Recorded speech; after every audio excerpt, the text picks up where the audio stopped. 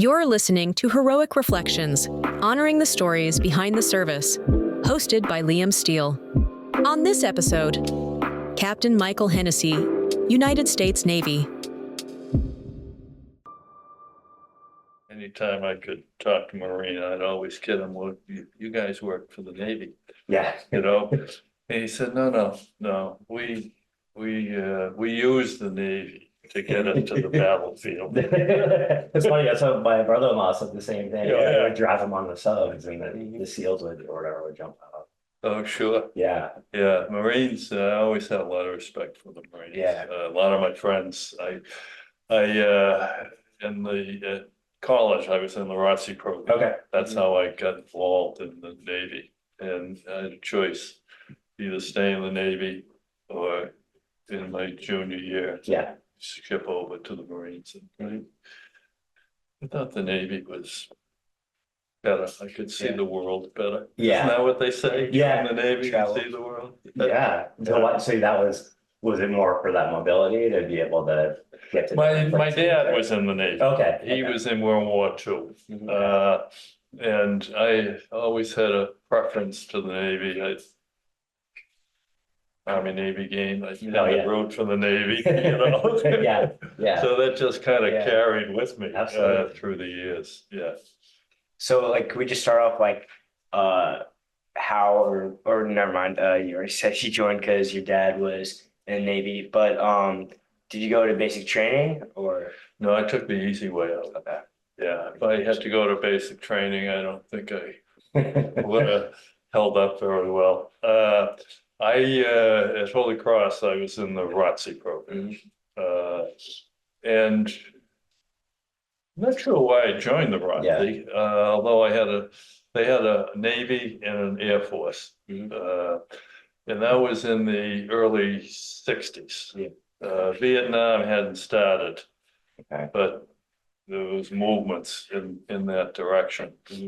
And I thought, well, you know, if it gets worse, then there's going to be a draft and so forth. And I just soon pick my own service. Yeah. You know, Yeah, just kind of control your destiny as much as yeah, in possible. the draft. And Yeah. typically the Navy doesn't draft.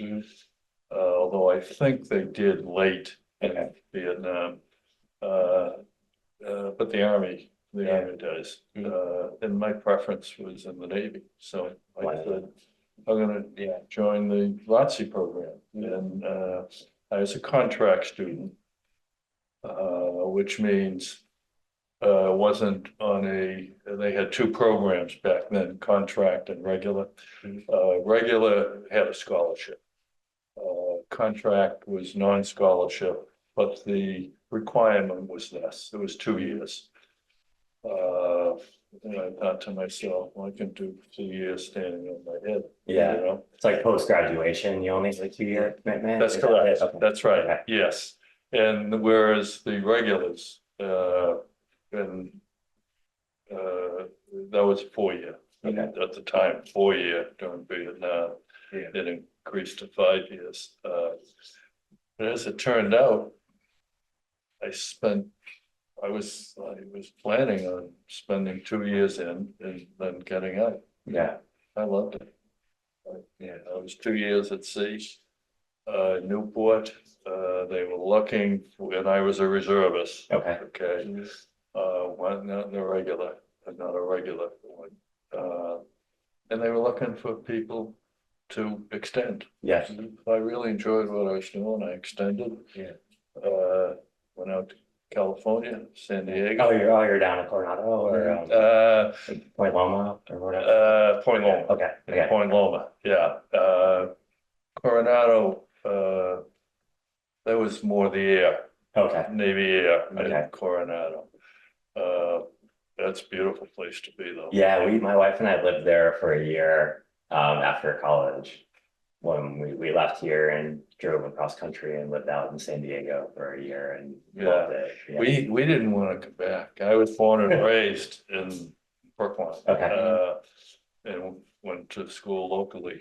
And then had Newport, the Navy, and then San Diego. Yeah. Never been to the West Coast. Oh man. It was funny. I And I was married at the time. I graduated on a Wednesday, got married on a Saturday. Wow. So I always had someone to feed me. Keep you in line. Yeah, Yeah. and keep me in line. Yeah, right. So, lost my train of thought. So you went out to San Diego. Yeah, and Yeah. it's happening more frequently these days. Yeah. My gray hair and so forth. I'm losing my train of thought.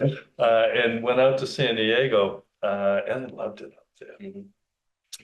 Was at the Recruit Training Command, training Navy recruits. Okay. And we wanted to stay. Yeah. And thank God I couldn't find a job, Yeah. which brought us back home. Okay. Yeah, because I was born and raised in Brookline. Yeah. And otherwise, we never would have, our kids, I had 5 of them, never would have known their cousins and Yeah. so forth. Yeah. So it's funny how decisions you make, you don't really think how important they're gonna be. Right. And that's certainly an example. of one. Yeah. Because you're just in the moment and thinking relative short term, not 10 plus years out. Absolutely. Yeah. And so I had a 2-year obligation. Yeah. And then I extended for 3 years. Okay. But I extended for another 2 years Okay. out there. And then I went to my commanding officer, who was a captain in the Navy. And I said, I'd like to extend another year. He said, fine, great to have you. Yeah. So that gave me 3 years. And after near the end of my 3 years, I went in St. Captain. And I said, I'd like to extend again. Yeah. He said, sit down, Lieutenant. And he leaned over. Yeah. And he said, Lieutenant, excuse my language, you've got a shit to get off the pot. He said, you got to make a decision. Are you a career Navy officer? Yeah. Or are you just pulling our leg, and you love San Diego and you want to stay there? So he said, give it some thought. And he was right. He was absolutely right. And I thought about it, and I was married at the time, had 3 kids. And I saw what in the Navy, if you want to advance, you got to be at sea. Okay. Like command a vessel. And rightfully so, Yeah. in order to get command and so forth, as you point out. Yeah. And get promoted and advance. And I was behind the 8 ball. Okay. Because I had 2 years at sea and then 3 years ashore. Okay. And my counterparts, they had 4 or 5 years at sea. Yeah. Yeah. And if you want to advance in the Navy, you Need that experience. gotta have that sea experience, Yeah. rightfully so. Yeah. So I said, okay, I'm gonna get out, Yeah. but I'll do the next best thing. I'll join the reserves. Oh, yeah. Yeah. And this was get in 64, get out in 69. Vietnam was starting to increase, really reached its peak, 73 and so forth. And our unit could have been called, but it wasn't. Yeah. So I lucked out there and I stayed in the reserves and for 21 years. Okay. So you're able to retire. I retired, was able to get promoted whenever command assignments came up. Yeah. I put in for them. Yeah. I think it was 2 or 3 commands. Excellent. And that's what they look for, when you're looking for promotion and so forth. So, it's one of those examples where, okay, I'll do 2 years and then get out. Yeah. You love it. You're good at it. You get promoted. Why would you leave? Right. In the reserves, that's the next best thing. Yeah. Because if I stayed on active duty with being married with kids, it's tough on the wife. Yeah.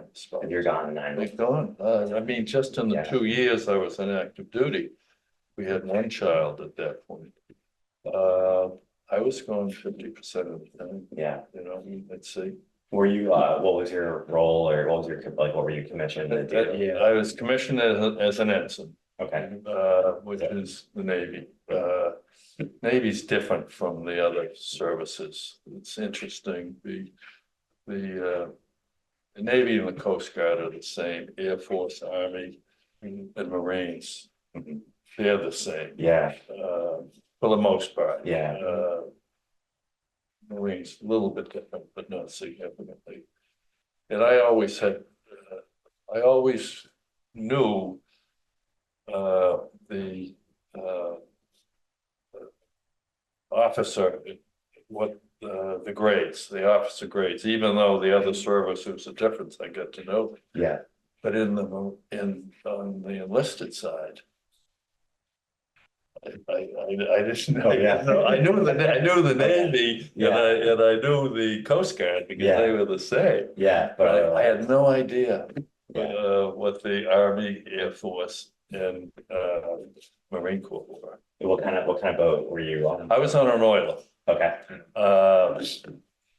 which was I was grateful for, Yeah. only because you typically you'd think, well, gee, don't you want to be on a destroyer? And you know, yes. Yeah. I mean, ideally, yes, destroyers and cruisers and so forth. But on my midshipman cruise, I had one to take on my senior year, between junior and senior year. I was assigned to a small ship out of Newport. Okay. And as soon as you pass Brenton Reef and you get out into the ocean, it was rough. Yeah. It was up and down, back and forth, and I got seasick. Oh, yeah. And I'm thinking to myself, can I handle this for 2 years? Yeah. It's a lot. You know? Yeah. But I didn't have any choice at that point. I was committed. So fortunately, I was assigned to an oil, which is a deep draft vessel. Yeah.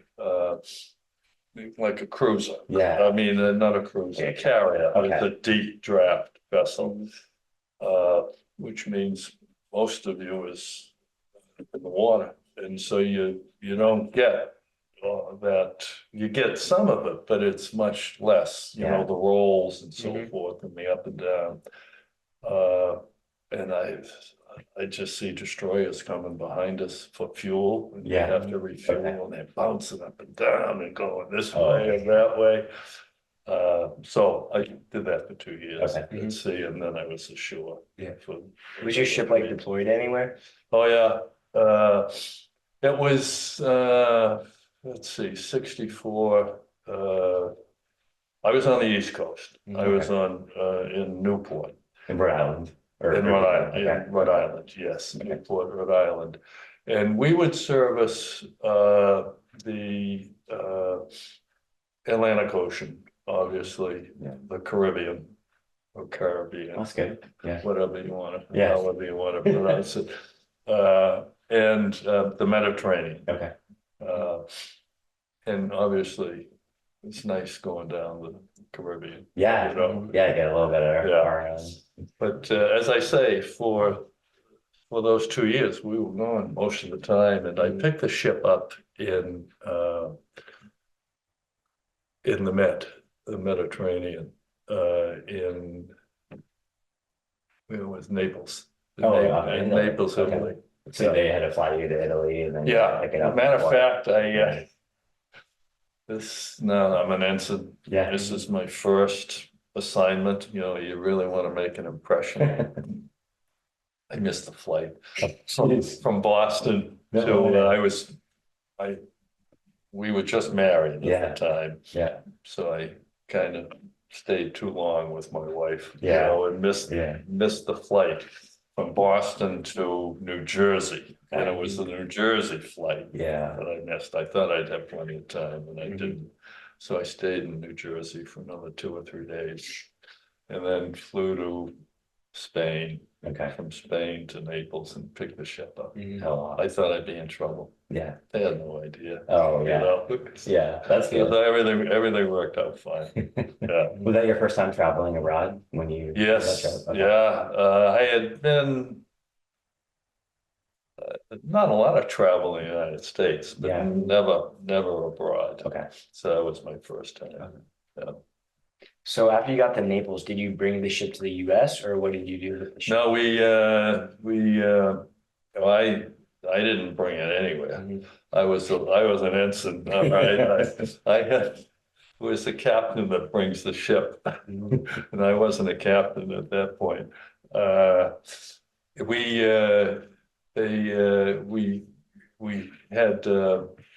we toured the Mediterranean, made stops in the Mediterranean, exercises with destroyer and carrier forces there. And that was 4 months. Okay. I was gone. They were typically the 6-month cruises, so I picked them up when they were 2 months into their cruise. Okay. And then I went back 2 other times Okay. to the Med. Okay. Where did you go those 2 other times in the Med? Throughout the Med, mostly we stopped in ports along Europe. Okay, I think a couple of times we were in the southern Med. On Africa. Yes, Yeah, yeah, okay. but most of the time it was in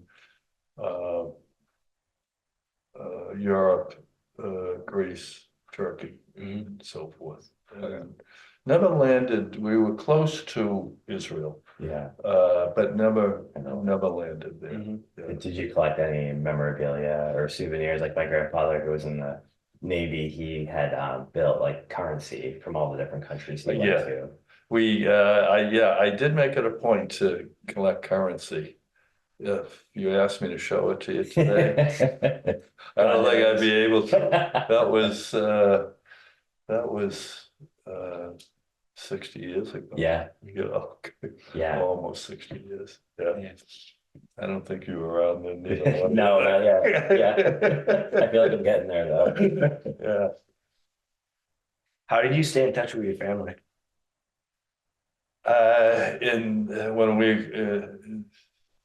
When you didn't. Yeah. Writing letters. Mhm. They didn't have the internet back then. Yeah. They didn't have cell phones back then. Occasionally, you know, it was rare.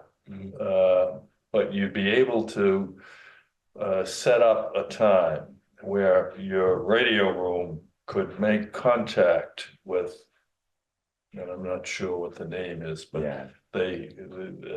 people have phones or that can. They can get a line time online or something. Yeah. Okay. And so the radio people would do that, as I say, rarely, Yeah. and we'd be able to make a call. And I think that happened in the 2 years I was there, the amount of times we were over in the Med, maybe 3 times. Okay. That occurred. Okay. Then I'd call home, Yeah. and you say, "Hi, hon, this is your favorite husband." Over, Yeah. right? I mean, that's what you had to do. Yeah. Over. And then my wife would respond back and she'd have to say over. And I'd have to interrupt her sometimes and say, "You gotta say over," you know? Sure, she loved that. Oh, yeah. But now, I mean, there's no such thing as that. Yeah. You get on your cell phone and you call. Yeah. Right? Yeah, times have changed. But the primary method was mail. Yeah. And here at sea, and you may be fueling destroyers, Yeah. carriers, amphibious force ships. Yeah. Occasionally you'd be able to and then if you write a letter or you send it into the ship's post office, they keep it. Yeah. Until They had more. they had a ship that was able to Oh, receive it and then send it Okay, out. so you never knew how long it was gonna take. Yeah. Yeah, And the same getting this. okay, Because my wife she wrote frequently, more than I did. But Yeah. I mean, I wasn't bad. right, right, yeah. You gotta Uh, balance your commitment, yeah. and so that was, the communication was not constant.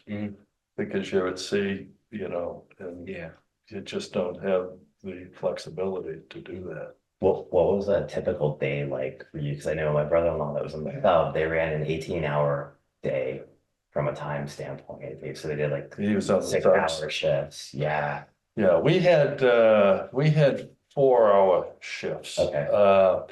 And at sea, we'd have 3 sections. Okay. All right, which meant you'd have 8 hours a day. Yeah. To spread out. Okay. You know, actually, sometimes you'd have more than that because you'd have, generally it's 8 to 12, 12 to 4. And then I think it was 4 to 6 for some reason. Okay. And then They broke it out. yeah. Yeah, probably for dinner or something. Yeah. But it was, if you were involved in exercises, okay, then you'd be at general quarters. Okay. Which means everyone is assigned a different place. Like early on, when I was assigned to the ship, I worked in the engineering department. And you never know where you're going to be assigned. And of course, I went to Holy Cross, which is not an engineering school by any stretch of the imagination. Yeah. And I said, oh, God, you know, don't they know I don't have any engineering background? Right. You know, but that's the beauty of being in the service. I mean, you get so much training. And going in as an officer, you have leadership abilities immediately. Not at the level of captain, obviously, Sure, but you're a division officer. You know, you might have, I think initially I had a division of 10 people in electrical and maybe another 10 or 12 people in the engineering group, not support engineering. Okay. And then you might be assigned to an assistant engineer and so forth, and you gradually go up. So that's how you learn. And that's great experience for me, and I liked it. And I extended for another 3 years. And I was, by the time I got out, as an ensign on board the ship, I got promoted to lieutenant junior grade, and then lieutenant, and I get out as a lieutenant, which is the equivalent of a captain. Okay. In the other services, they go second lieutenant, first lieutenant, captain, major, lieutenant, major, lieutenant colonel. Okay. I think it's in the general levels. Yeah. Okay. In the Navy, we go ensign, lieutenant junior grade, lieutenant commander, captain, admiral. Yeah, haven't reached the admiral yet. You get time. No, I don't. Yeah, you're out now. Yeah, right. Were there any like particularly memorable events that happened when you were on the ship? Yeah, there 2 that I remember. We had collision. We're on an oiler, and one time the ship it was an amphib. Amphibious ship. They're not deep draft. Okay. Very difficult to steer, Yeah. if you will, particularly in tough seas. And we never liked to refuel them because we didn't know what was going to happen. Most of the time it worked out okay. Yeah. But one time they lost steering control. Oh, wow. And they crashed against us. From here, probably was from here to the end of your porch. Okay. And then there'd be maybe a little bit further away. Okay. Okay. And then there's, what do you call it? Hoses and so forth. Yeah. That would bring the oil over. And they lost steering control and they just crashed into us. And they finally recovered it, but they had to, not stop, but slow their engines down. Yeah. And they finally recovered it, but that was the end of the refueling operation. Oh, yeah. Yeah. And the other time we were with a destroyer and they lost power. So they started falling back and moving into us. Okay. And their anchor got caught in our after. Oh, the propellers. No, not the Okay. propellers. Okay. In our after area, which was an oiler sits low in the water. Yeah. On their first deck, Okay. which is maybe 2 or 3 feet above the water. Okay. Okay. And then the main deck is higher than here. Okay. So the anchor got stuck in the lower deck. Oh, wow. Which makes sense. Yeah.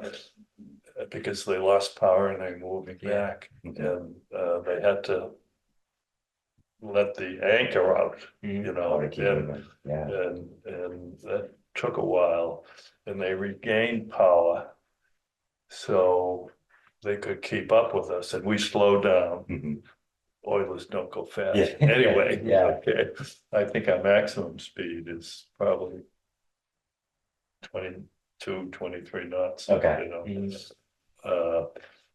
But it was interesting because it probably took us a couple of hours for us to get their anchor off the main deck. Yeah. How the do you first do deck. that? You had to go outside and. Oh, yeah, deal with it? yeah. And I was one of the deck officers that was responsible for, refueling. I wasn't the senior one, but one of a number of officers. But those were the two memories that I mentioned. Because that can be serious. Yeah, they got damage to both ships. Oh, yeah. The oil Yeah. maybe. So I mean, we had damage to our ship, but it was Yeah. above water, so it wasn't that big a deal.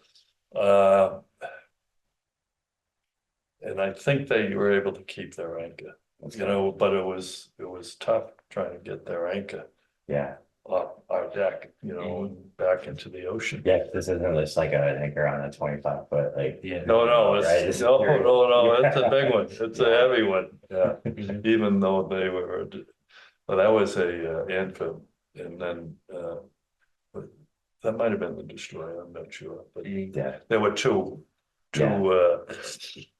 the collisions that we had. Yeah. it's a good test in those stressful moments to test the character. Oh yeah, exactly. Yeah. Were there any like particularly like funny events, or did you and your friends pull pranks? I'm sure we did. None come to mind at this point. No, I wish I could. I just don't remember. Yeah, did you have officers' quarters, like did you Oh, yeah. hot bunk with other? Yeah, Yeah, as an ensign, I bunked with, initially I was in admin and then they moved me to engineering. Okay. So I bunked with another engineering guy, Yeah. the two of us. You know, the captain has his separate quarters, Yeah. executive officer has his separate quarters, and the department heads. Okay.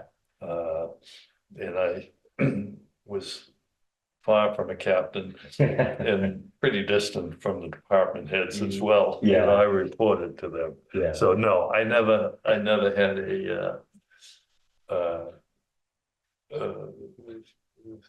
solo quarters. Okay. Yeah. Okay.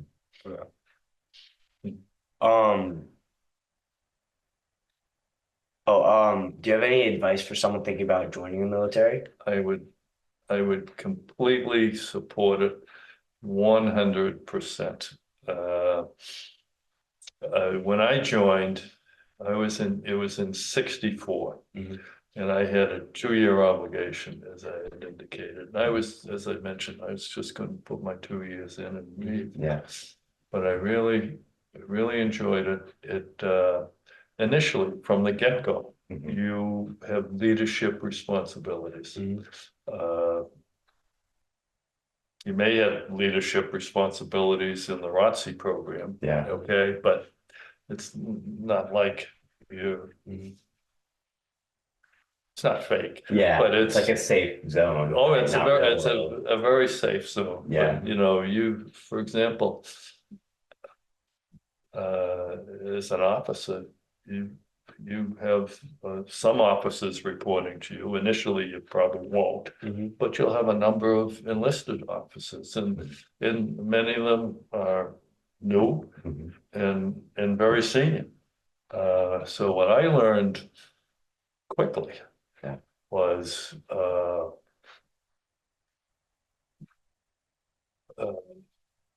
get to know your senior chief petty officers or senior sergeants in the other services, right? Because they're the ones, I mean, I had no experience. And people reporting to me, chief petty officers reporting to me had 20, 25 years experience. So they knew the day to day. They knew how to get stuff done. You counted on them every day. Absolutely. Yeah. And some officers, you know, wanted to show, well, they're in charge. I had no interest in doing that, although they knew I was in charge. But I wanted to learn from them. Yeah. Okay. And that helped, you know, dramatically. So that's probably one of the best reasons to go in was those people skills and. Well, you have leadership. You have leadership right away. Yeah. And you develop that, and that certainly helped me aboard ship. When I extended, I had shore duty, and I was a lieutenant, or a Lieutenant JG, became a lieutenant at that time. And I had more responsibilities. I went in, it was 64. In the Navy, typically it didn't draft, but it was, Vietnam was getting picking up big time. And Navy started to draft in 66. And I was at shore in San Diego at the recruit training command. And they had, with their draft, they had a number of recruits that couldn't read, you know, or we had very, very poor reading skills. Okay. And this was, I was there for a year. I was a battalion commander with the recruits and so forth. And I said, gee, we got to do something about this. And it's in Great Lakes, which was the other major recruit training. Is it Chicago, right? And just north of Chicago, I think, or or west. Yeah. Very near Chicago. Uh, uh, That was the other major recruit training command at Naval Training Center, and they had started a program to address the illiteracy of draftees coming in. Okay. And so I was directed to start one in San Diego. And it was interesting because my major at Holy Cross was history, but I had a minor in education. You know, That's good. It was a good. and they saw that, Yeah. so they said, "Oh, let's start to be a teacher." Yeah, right? excellent. Yeah, so and I did that for 2 years, actually a little over 2 years, and got to hire three or four instructors, Okay. and I had the cream of the crop of the recruits coming into recruit training. And there are a number who were college graduates that volunteered. They weren't necessarily drafted, but they didn't want to be drafted into the Army or the Marine Corps or whatever. So I had a great staff of college graduates, that were helping me in the classroom and so forth. Yeah. So after your time in the Navy, what was your career after? I should clarify that. I spent 5 years in the Navy and another 21 in the reserves. Yeah. Okay, so when I left the active duty, I joined the reserves and drilled and so forth. And went on active duty training, generally 2 weeks, sometimes it'd be 4 weeks. And if there was any special events that came up, you could volunteer for them. I would do that occasionally. But when I left, I thought I wanted to be a teacher because that was one of my majors. So I got a job. We wanted to stay in California, in San Diego. But I couldn't find a job there. I wanted a teaching job in high school in San Diego. I was offered a teaching job at Oceanside. Okay, well, further north. Which is further north. Beautiful place. But it was an elementary school. So I turned it down. I didn't want it. And I waited and waited, and we had to make a decision at some point. And so we decided to come home. And so in '69, we came home, got home in October. By that time, schools had already made their decision relative to teachers. So I got a substitute teaching job, long-term substitute teaching job. Okay. In Boston. Okay. What was it? It's one of the tougher school systems in Boston. Okay. And before that, I was interviewing. For human resource jobs. I was able to get a human resource job in California.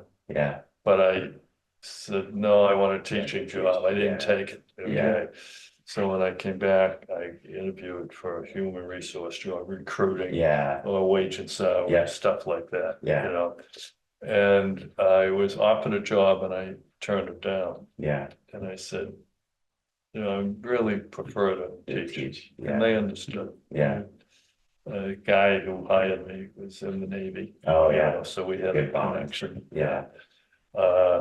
And so I took the job, teaching job, and 2 weeks later, they said, this isn't for me, you know? It's good that you. And two of my older brothers were teachers, and they were very good at it.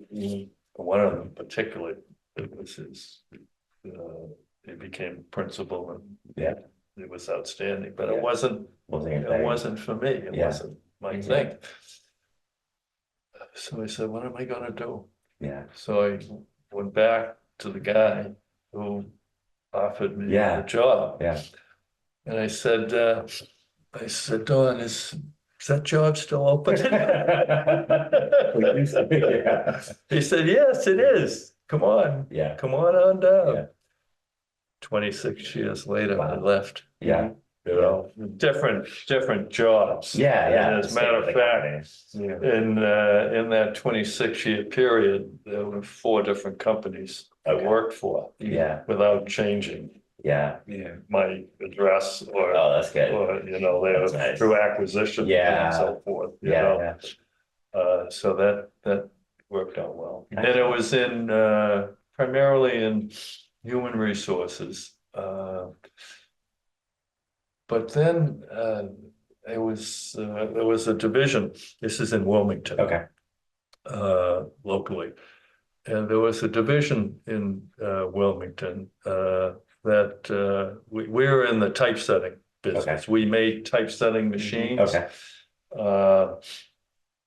And to do that, you need to make typefaces. You got to develop typefaces, Yeah. you know, different All different fonts styles. and, Yeah. and Yeah. so forth.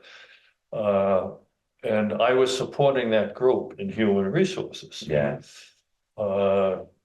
And the director was having trouble with who was heading up the type design group. Okay. People who actually made typefaces Yeah. or drew them.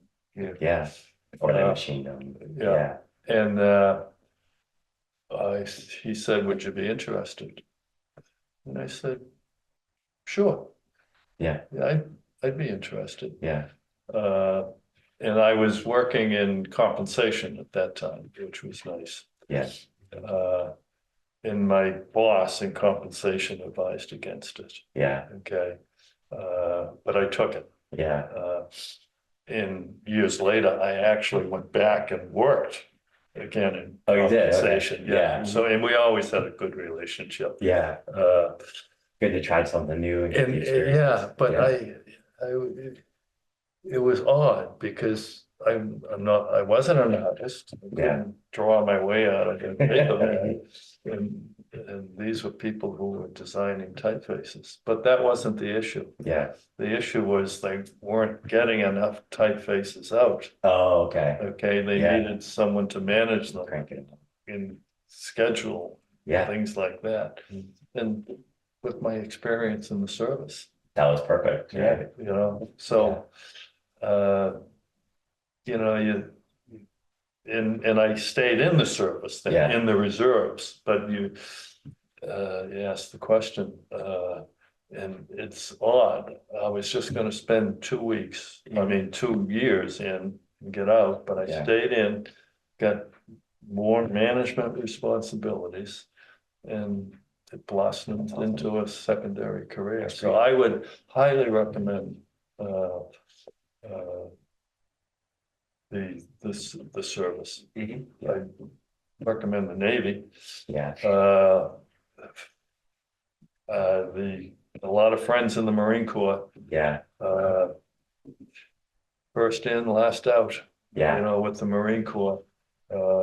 They're an elite group.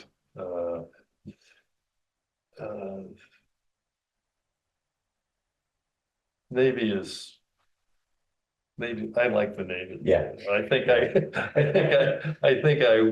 might have had trouble with the Army, Yeah. and the Air Force. I think I would have picked the Navy if I had to pick, based on Yeah, all the you would stories pick the we've Navy. heard, that would probably be the one. I mean, I love being at sea. Yeah. Soon as I didn't like going because we had children fairly soon after we got married. I got married on the 13th of June. Yeah. On the 12th of June the next year, we had our first child, Right. you know. Yeah. And that was in Newport, and then we went to San Diego had 2 more, so I ended up with 5. Yeah. 15 grandchildren. Wow, that's congratulations. So, Bro, I was gonna say, I think you're pretty close to yeah, I think wrapping up. that's all the questions we have for today. Yeah. Is there anything you wish, like for the people who are gonna read about my project, is there anything that you wish they knew about you or?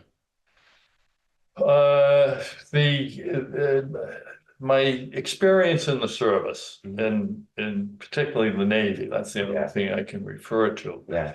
But I would say this would apply regardless of what service you get into, was a wonderful experience for me. And I would recommend that, as I mentioned earlier, to anyone, because it really served and was, how shall I say it, the bedrock, if you will, Yeah. of my ability to become reasonably successful and enjoy work as a civilian. And as a civilian, I did that type design group. Yeah. And there was no way I should have been a manager of that. Yeah, But that's yeah. not what they were looking for. Right. Right. They were looking for someone who could Maybe manage. lead. Yeah. Lead, Yeah. Yeah. And then I had a great experience in compensation, in training and so forth. So Excellent. the service, I couldn't say too much for the service. And you don't have to make it a career. I did make it somewhat of a career. Yeah. Within the reserves, and I was able to take on assignments that used the leadership ability, and became a captain, which was nice. And retired. Initially stayed in the reserves for the money. Because we had 3 kids at that point. I had a job, and but it supported my income. I wasn't thinking about retirement. And what that meant. I mean, as a reservist, you get a nice pension, not like full active duty, and you wouldn't expect that. Right. But it's nice. But the big thing is I have healthcare. That's huge. That is huge. And who thinks of healthcare when they're 25 years old? Right. And back in the 60s, early 70s, it wasn't like it was today.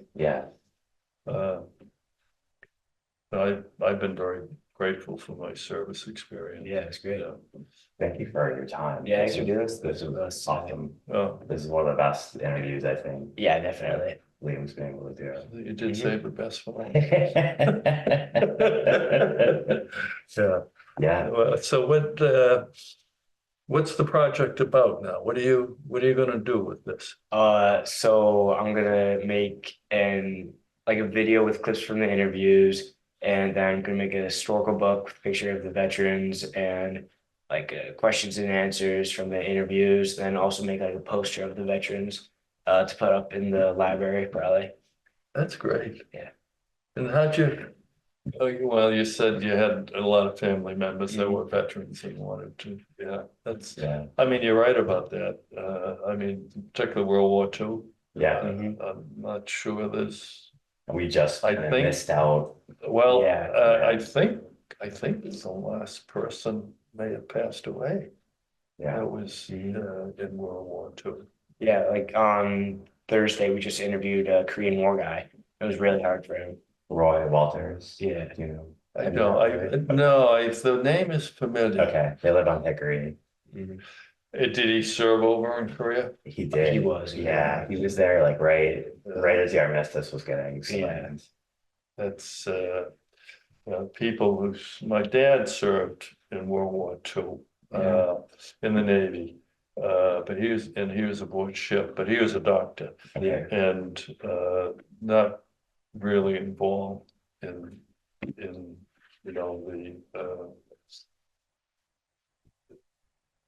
the warfare part of it. Yeah. At least peripherally. Yeah. You know. Yeah. Yeah, I can't imagine, I was in during Vietnam. I didn't serve in Vietnam. Yeah. But did you interview Vietnam Yeah, we had a couple of veterans veterans. too? Yeah. I mean, Yeah. you served Yeah. over in Vietnam. Yeah. Yeah. That's, I had it easy. Yeah. We heard the physical and the mental Yeah. impact of all of that. Yeah. It was a lot. Like, and some folks opened up for the first time. Yeah. Really as part of his project. Really? You know, others had gotten like medical issues from like the herbicides they used. Oh, sure. Yeah. Yes. Yeah.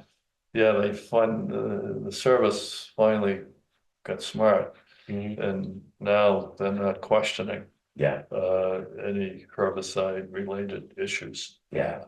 That took what, 30 years Exactly. or more? So it's had, I think it feels like it's had, at least for me, like a very emotional impact. sure. Yeah. Like a real appreciation for, you just don't know all the stories, and it's been fun to uncover Great learning about and all this learn. stuff. Yeah. Yeah.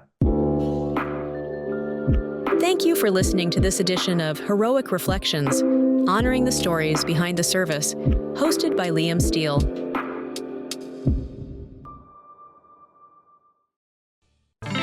This podcast is part of the NORCAST Podcast Network.